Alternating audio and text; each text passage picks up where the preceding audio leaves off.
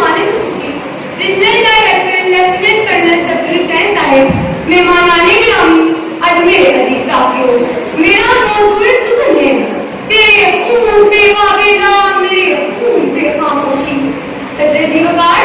اللہ تعالیٰ کے احکامات اور ہمارے پیارے نبی حضرت محمد صلی اللہ علیہ وآلہ وسلم کے ارشادات سے معلوم ہوتا ہے کہ مسلمانوں کی عزت، شان و شوکت، سربلندی و سرفرازی اور برتری و خوبی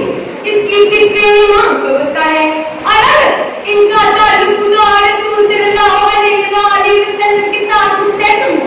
تو سچ ہوتا ہے، اور اگر خدا نہ خواستہ اس رات کا تعلق میں کمزوری اور کمی پیدا ہوئی تو سراسر خسارہ اور ذلت و خواری ہوگی۔ معزز سامعین، امت مسلمہ کی تمام پریشانیوں کا بہترین علاج اتفاق و اتحاد ہے۔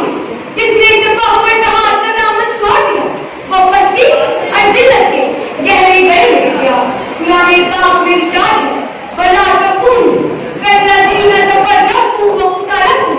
تم ان لوگوں کی طرح نہ ہو جانا جنہوں نے آپس میں چکر ڈالا اور کہاں تنازع کیا۔ میرے عزیز ساتھیوں، حدیث